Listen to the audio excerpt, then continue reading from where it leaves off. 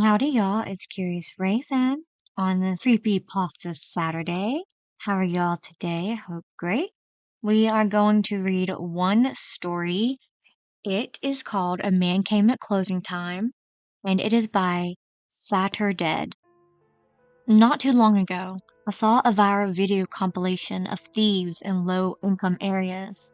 People filling up baskets with items and walking out the door, breaking windows, threatening cashiers, that kind of stuff. But one of the 3-second clips in the compilation was something different. In the clip, we can see a group of people walking over a broken glass door, slowly marching. It looks like a riot, but there's more to it. I was there, and I want to tell the whole story. This happened a few years ago, before heading off to college. I wanted to save up some extra money. I used to live in a pretty shitty neighborhood, and there were only 2 options for a side gig. One was a local bar, and the other was at a convenience store. I applied at the convenience store, had a quick interview with the manager, and started the following Monday. Now, I gotta stress just how run down this place was. This was the kind of place where the same homeless man sits outside every day, all day, where there were no baskets to carry stuff in. They'd been stolen too many times. There were a dozen signs taped to the door with a dozen little rules, all to prevent the various gifts and thefts that had been attempted over the years. No bags, no backpacks, no plastic bags, no canvas bags, no carts, and of course, no weapons. Still, despite its faults, it was the only place local folks could afford to shop at, and while there were some people who took advantage of it, a vast majority loved the place, right down to the homeless guy chilling by the door. I was planning to be there for the summer. We had a morning and evening shift, and we changed who did what every 2 weeks. The video clip in question took place during my 4th week, my 2nd week at the evening shift. It was a Saturday evening. Benny, the homeless guy, was off to recycle some cans. The AC was acting up, leaving a thin layer of humidity on everything in the store, including me. I was working at the counter. It was almost closing time, but I wasn't working alone. There was also Lainey, a mother of 3 who wanted to get some extra money on the side, while her husband was posted overseas, a woman in her mid-40s, with the long black hair that could almost reach her knees. Every time I think of her, I'm reminded of oatmeal cookies. We were ready to close when a customer walked in. I was expecting Benny, so when I turned to see a complete stranger, I was a bit surprised. Now, we get new people all the time, but this one was unusual for a number of reasons.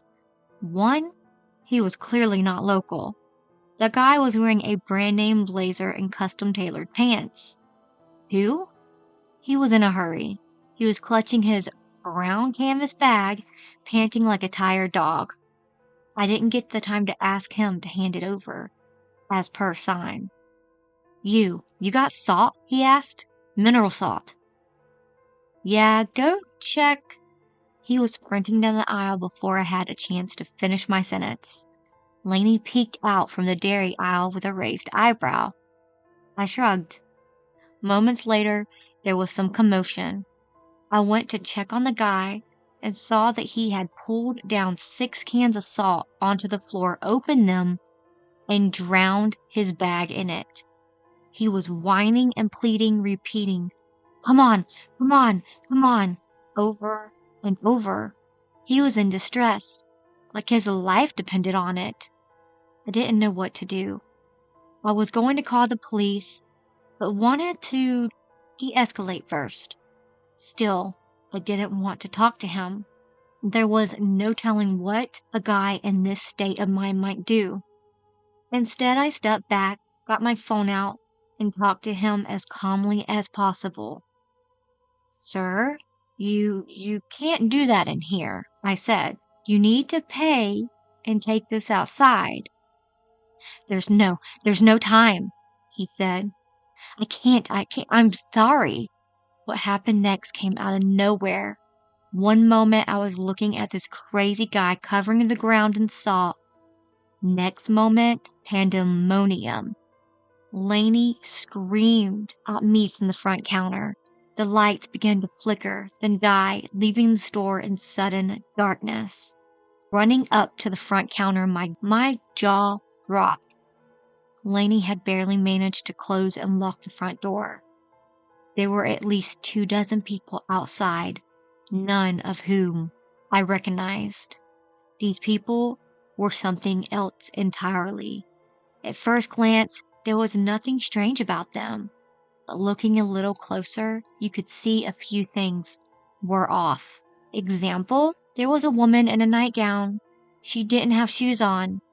A little further back, there was a guy who looked like a political campaigner for a candidate I'd never heard of. And to the side was this really tall man who looked like a fancy sommelier, except the front of his shirt had been cut to shreds, like he'd been run over by a lawnmower. These people were gathering around the storefront, poking and prodding for a way in. One of them smacked their hand flat on the glass. Lainey already was calling the police. The store had security cameras once, but had long since been wrecked. We just had these camera-looking things that were basically just a red light. It was mostly to deterrent rather than something functional. So there was no way for me to check how many people were really out there. Still, there were more than a few. I didn't even know that one of the front cameras actually worked, providing the clip in question later on.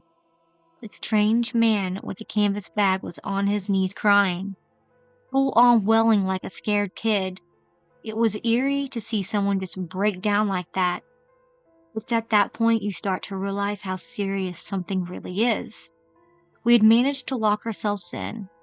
Lainey was on the phone trying to get the police to hurry. It wasn't easy to get them to come by this neighborhood. Apparently, it was viewed as a bit of a lost cause. They advised her to get out of there and let our insurance company deal with it. The fact that these people showed up out of nowhere didn't seem to bother them, and the fact that our lives were in danger was described as exaggerating. I'll have this one vivid memory of the beginning of that night. There was this neon sign for a bar across the road, and that was the only light that came through. All these strange people backlit by this eerie red and blue. It was eerie. There was no way to tell what was going to happen next. Were they there for us? For the store? For the strange man? While Lainey kept calling for help, I turned my attention to the stranger. He slumped down against one of the shelves and gone catatonic. He just sat there, staring at the bag. I pushed against his shoulder a bit, and he didn't seem to notice. I decided to check the bag. This too garnered no response. The bag contained a sort of metal thermos, a silvery gray container that had burst open. There was a navy blue liquid covering the inside of the bag, now drenched in salt. It had this faint smell of ammonia and had begun to harden into a gel. I did my best not to touch it. "It's too late," the man whispered. "It's too late. It doesn't matter anymore." "What?" I yelled. "What doesn't matter? Who are you?" He waved his head back and forth, as if bobbing for an answer, but no words came to mind. He shook his head and sunk his face back into his hands. I tried to push him to answer, but he was just broken. There was no point in talking to him, and judging by the sounds coming from our storage, I didn't have time to stand around.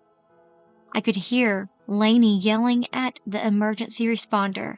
I could hear a repeated metal clanking out back, like someone was beating the back of the door with a steel pipe. And then a grinding metal noise. It took me a moment to realize that they were moving the trash container out back. probably to get up on the roof. I rushed back to Lainey, who was hanging up phone and trying again, desperate to get someone on the line who was ready to actually listen. "You think they're on the roof?" I stuttered. "I think they're climbing." Shit. She took me by the arm and led me to the back storage. There, she pointed to the frail metal ladder leading to a yellow hatch in the ceiling about 12 feet up. "Make sure it's locked. Block it with something." "With what?" "I don't know." She stormed back out a second later. I grabbed a metal pipe from a vacuum cleaner and painstakingly made my way up the ladder. I managed to lock the hatch and jam the pipe between two handles. It wasn't very stable, but it would hold for a bit. It was probably some kind of rooftop maintenance hatch, but likely for ventilation purposes. The thing hadn't been opened in years. The rust on the metal hinges testified to that. As I was about to climb back down, I stopped, looked back up. While the hatch was shut, I could tell there was something up there. There was this low huffing noise coming from it. Someone was pressing their face against the other side of the hatch, breathing against it. Out of some morbid curiosity, I crept a little closer. "What do you want?" I spat. "What the hell do you want?" "Home," something mumbled. "Go home." It was such an eerie noise, like someone belching the words rather than speaking them, like an involuntarily painful reaction. More seizure than speech. Home, go home. Then a crash. I hurried down the ladder and rushed towards the front door. This was a scene shown in the clip, a few seconds that we got from the only security camera that intermittently worked. They had broken through the door and were slowly stepping inside.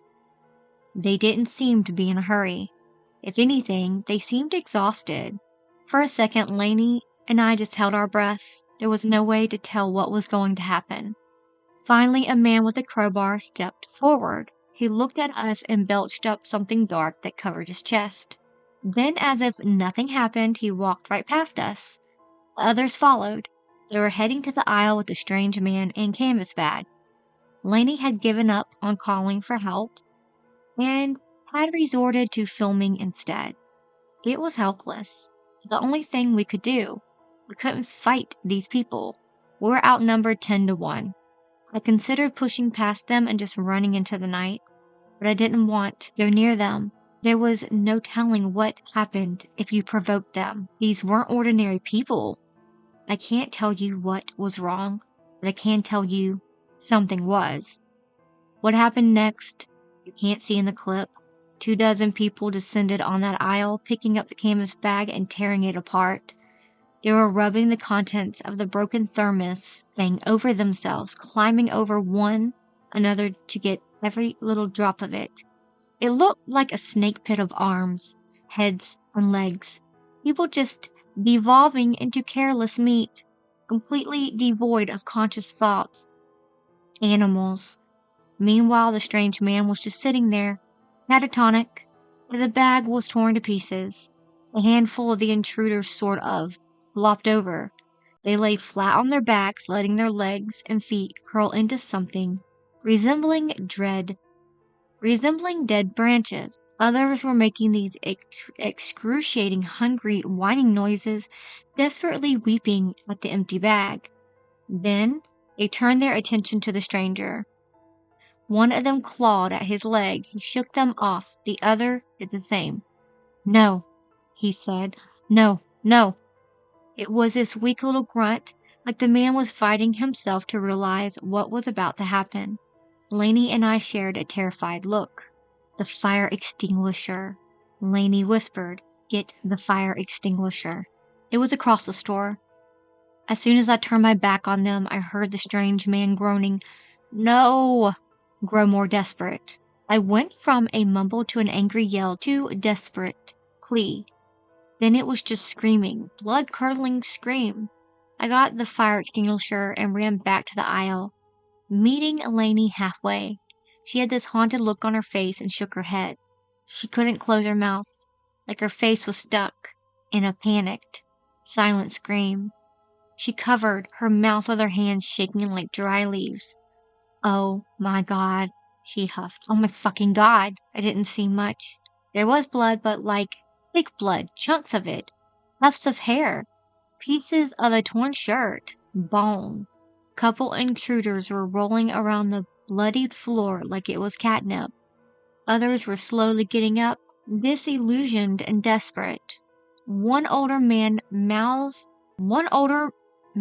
covered mouth to toe in dripping blood, pointed a shaking finger at me and Lainey. "Them," he coughed. Maybe them." Then they came for us. I didn't realize that was about to happen until they smiled. They clung to this primal hope that we somehow had something they needed. Lainey snapped me out of it, dragging me to the back storage. She fumbled the keys and locked the double doors, while I used a broom handle to bar them. There were still banging metal noises coming from both the ceiling hatch and the back door. Then a voice. "Them," it wheezed. "Them, them, them." And from the back door, another voice parroted it like a rising storm. The word swept over the invaders until we heard it everywhere. "Them, them, them." We made our way to the lunchroom, for I heard the broom handle crack. They were through the storage doors. Lainey was desperately dialing her phone when I locked us in the lunchroom. A tiny room with a shared bathroom, a window, and a couple of lockers. I could hear her wet skin slap against the window, but I couldn't see what it was. I could hear wet skin slap against the window, but I couldn't see what it was. The curtains were drawn. "Fucking yes," Lainey cried into her phone. Yes, it's me again. They're getting in. The window broke before I even saw someone. I pulled the safety pin from the fire extinguisher and blasted whatever was trying to get in. Lainey fled into the bathroom, locking it behind her. The next few seconds felt like eternity. Someone was crawling through the broken glass of the window. I could see the rough stains of blood against the powdered white. The lunchroom door buckled. I could hear flesh hit the concrete, and the hatch in the storage broke outside. Someone fell through. It sounded like a hard boot coming down on a wet cabbage. They were breaking through, slowly but surely, all to the sound of rhythmic them, them, them. I swung a locker open, but realized there was no way I could hide in there. I could go for the window. I couldn't push past the door. This was it. It was it. To this day, I lay awake thinking about what I felt in that moment. That ice-cold, primal panic, forgetting to breathe, feeling your tongue drying up as your airways open up, preparing for a death scream. Then Lainey pulled me into the bathroom. It was tiny. It was meant for, at best, one average-sized person. I fell backwards, landing my back against the toilet. Lainey climbed over me to lock the door just as someone reached the handle. The door opened inwards, so I put my leg and locked my knees. Lainey fumbled around the sink where she had put her phone. Someone was still on the line, but I suspect all they could hear was our desperate screams and that ever-present mantra, them, them, them. The hinges were shaking. The metal handle rattled. I could count every nail on the floor and see the minuscule movements as they slowly rolled out. In that moment, all I could hear was my own heartbeat and how it slowly synced up to the monotonous chant of them, them, them. Looking back at it, my mind is just black. There's nothing there. It's trying to remember a vague nightmare, something that happened to an unreal version of yourself. And in those moments when you realized that you were there, the real you, then it spirals. And for a couple of skipped heartbeats, I'm back there fighting for my life. I'm back with that chant, that banging on the door. A little longer. It was still dark. But with every push against the door, with every inch the door gave, a little glimpse of moonlight came through, like a sickening strobe light. But a little longer was all we needed. The final thing I heard them say was, "No, home, please, home." And this combination of home, them, please, no. The banging slowly stopped. My hearing went from the awful mantra to my own heartbeat. And then nothing. A little breeze, perhaps. "Excuse me? Y'all doing all right in there?" Benny, the homeless guy. The coast was clear. Stepping out, there was no one but Benny left. The ground was covered in black ash sinking of ammonia and sulfur, but the tackards were gone. The place was a complete mess. Every window and door broken. You'd see the traces, the ash where people had dragged their feet before they seemingly disappeared. Going back out into the store, there was no sign of the strange man. There was still blood splatter covered the side of the aisle, but now the ground was covered in the awful black ash. I stepped over the broken front door and past the trampled flowers and broken glass. I have this vivid memory of blue petals from a sunflower getting stuck to the side of my black work shoe as I went out into the night. Minutes later, the police stepped over the broken front door as I went out into the night. Minutes the police showed up, and the rest is history. The whole event was categorized as a sort of riot. No suspect was arrested. The strange man was never identified. From what I've heard, they never investigated anything or assault for all of those intent and purposes. That night was strange. Was a strange break-in. So yeah, somehow that clip made me think way into a random compilation videos online. I'm not sure how. Lainey sent me the link. It's been a few years, but we still keep in touch. Not a lot though. Something on another kind of, seeing one kind of reminds me of this night and think of us just wanting to forget. I guess what I want to say is that some things are different from what they seem. So think twice before you share something. Take a step back, think, and really, really look. Alright, that's the end of this story, y'all. I hope y'all enjoyed this story. I did. Thank you so much. I love y'all so much. I will see y'all next week. But until then, remember, it's scary out there. Please like and subscribe.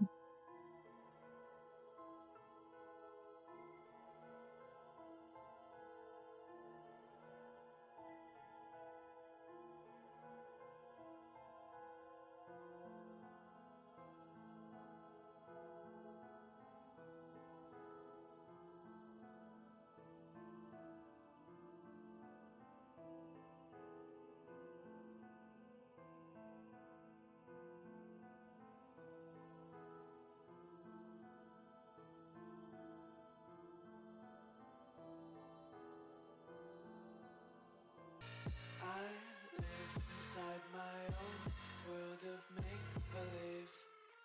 Kids screaming in the cradles, profanities. I see the world through ice covered in ink and bleach. Cross